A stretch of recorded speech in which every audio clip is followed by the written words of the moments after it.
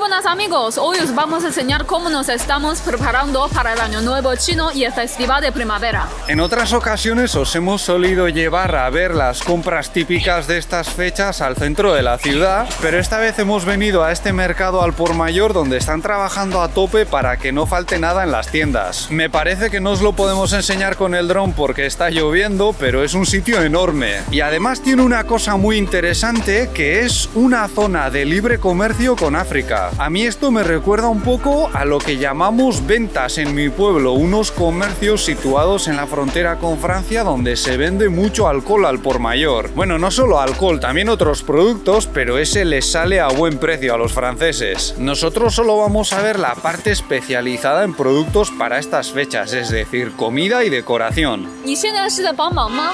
是啊。放假了是吗？我看你好年轻，还在上学吧？是啊，高一。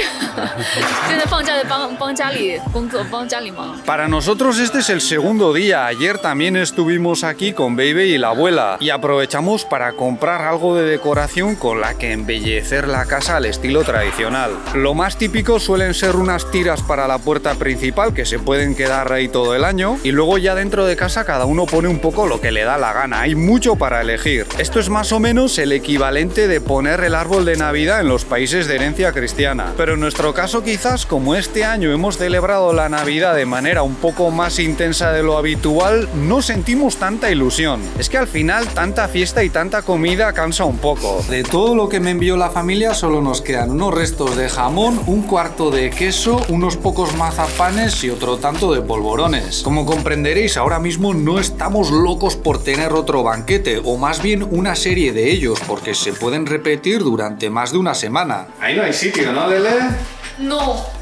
¿Qué podemos hacer? Lo ponemos aquí y de paso tapamos las imperfecciones de la puerta. Normalmente la decoración se pone más tarde, en las vísperas de Año Nuevo, pero si lo haces antes no pasa nada, nadie se enfada. ¿Así está bien, Lele? A la derecha un poco. ¿Así? A la izquierda. ¿Así? Un poco arriba. Un poco abajo. Oye, ya vale, ¿eh? Aquí dice que tengamos buena suerte en el Año Nuevo. Y en este pone, cuidado con el extranjero que vive aquí, que es un poco tonto. Arriba se puede leer riqueza abundante, pero no es un mensaje que hayamos encargado o pedido nosotros. Es algo muy habitual porque en China la prosperidad históricamente ha sido vista casi siempre de forma muy positiva y sin demasiados complejos éticos. Está todo lleno de mierda. Para dentro de la casa hemos comprado esto que vamos a poner en el salón, encima de la tele. Y el carácter que veis aquí, Fu, lo podemos traducir como buena suerte, felicidad o bendiciones. Generalmente se pone al revés, porque si dices la fortuna está cabeza abajo, en mandarín, Fu dao le. Suena exactamente igual que la fortuna ha llegado. A los chinos les encantan estos juegos de palabras con los significados de diferentes caracteres que se escuchan parecido. Pero es algo muy difícil de traducir. Por ejemplo, en una película yo creo que sería muy complicado ponerlo en español sin perder la gracia o el ritmo. Ahora llega el año del tigre, un animal con un simbolismo muy fuerte y positivo en la cultura china, aunque en realidad todos los animales de su zodiaco tienen cosas buenas, con la excepción de la oveja o la cabra, que era el signo de Cixi, la abuela del último emperador, que se supone que movió los hilos durante algunos de los peores años de China. Hoy en día estas cosas ya no son tan importantes y nos da un poco de gracia cuando en los medios extranjeros dicen que es el signo del tigre de no sé qué elemento o que vamos a entrar en el año 4700 y pico, porque aquí rara vez oímos esas cosas. Si tomas a una persona de aquí, de Changsha, al azar y le preguntas en qué año de su calendario tradicional nos encontramos, lo más probable es que no te sepa responder. Este año, aunque muchos tienen que hacer una PCR, más gente está regresando para reunirse con la familia. En comparación con el año pasado, hasta ahora es un 45% más. Claro, el año pasado muchos no volvieron por recomendación de las autoridades. Esta vez también han aconsejado lo mismo, pero la gente está con muchas ganas de fiesta. La verdad es que hoy está un poco complicado para grabar con tanto camión y triciclo. No lo habéis visto, pero en más de un momento hemos estado a punto de ser atropellados. Esta es una tienda y almacén de dulces tradicionales de China. Tiene mucha variedad. Bueno, hay unos cuantos establecimientos como este y ya veis qué ambiente. Ayer compramos unas cuantas especialidades, algunas de ellas nunca las habíamos visto restaurantes y nos encontramos con un viejo conocido para mí, las palmeras, muy populares en España. Aquí a veces los dulces pueden tener ingredientes curiosos como verduras, algas y sabores a veces picantes, salados, pero también cosas que saben muy familiares para los occidentales. Mirad, en cosa de ni 2 días las palmeras ya han volado y aquí tenemos unos dulces con verduras secas en salazón y estos otros rojillos bien picantes. Vamos a ver qué tal están. Muy crujiente.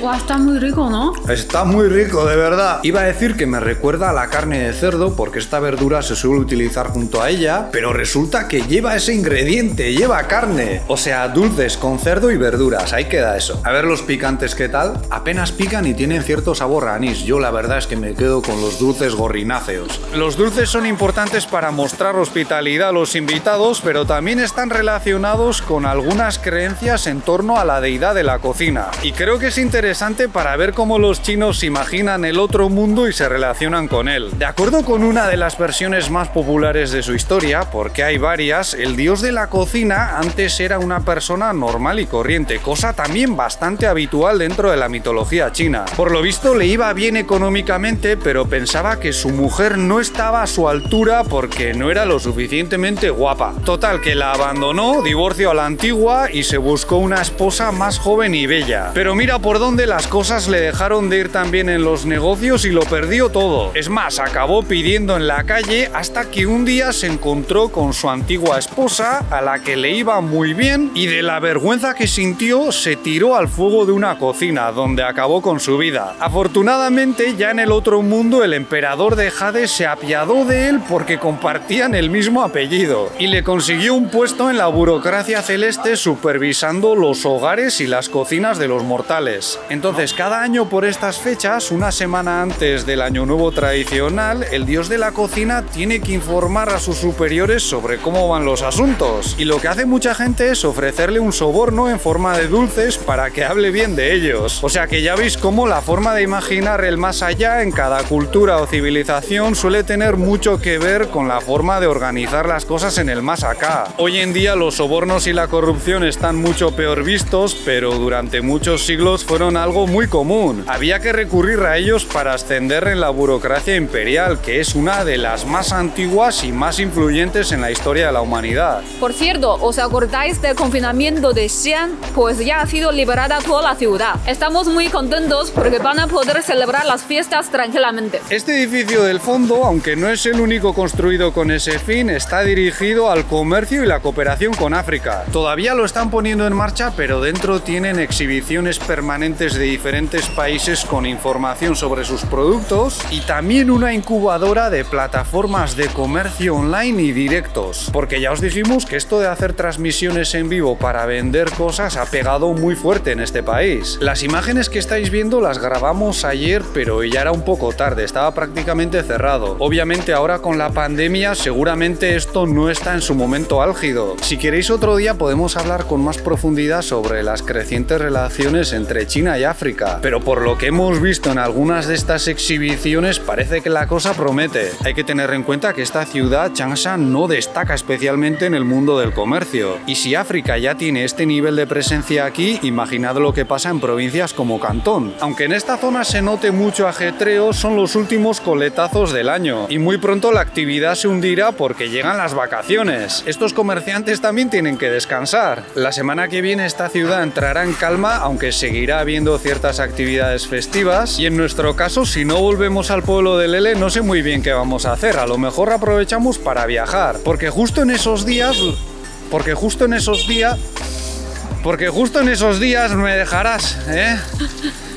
Los medios de transporte suelen estar muy tranquilos, pero mucho ojo con las fechas porque son solo unos 5 días de paz. Antes y después es un infierno. Recuerdo que en mis primeros años en China, cuando era estudiante, estas fechas eran un poco tristes, porque cuando empecé a salir con Lele y sus padres todavía no lo sabían, no podía ir a su pueblo a celebrar el Año Nuevo. A ver, yo creo que siempre tuve algún amigo o estudiante chino al que le daba pena y me invitaba, pero no me podía pegar todas las vacaciones de invierno con él, que son casi 2 meses en la universidad. Así que siempre tenía que pasar un tiempo en el campus y era muy aburrido porque estaba todo cerrado y no había nadie. Solía tener que andar casi 1 kilómetro para comer y tampoco creáis que había muchos extranjeros como yo. La mayoría se iban de viaje a casa o al sudeste, donde hace un tiempo bastante más agradable. Yo creo que si estáis en China y algún conocido de aquí os ofrece pasar estas fiestas en su compañía, tenéis que aprovechar, porque normalmente a los extranjeros nos tratan muy bien y nos dan de comer y beber hasta reventar. En mi caso, la primera vez acabé en un pueblo al interior de la provincia de Jiangxi y la familia de mi amigo se empeñó en ver cuántos tazones de una especie de aguardiente dulce podía beber. Me regalaron ropa interior larga para pasar el invierno, me enseñaron a jugar al mahjong. Fue una experiencia inolvidable. Por cierto, aquel chico tenía como nombre español Raúl y ahora vive en España, para que veáis qué vueltas da la vida. Yo durante aquellas vacaciones también fui una especie de profesor particular de español, aunque no creo que le diese muchas clases, fue más bien él el que hizo de intérprete para mí.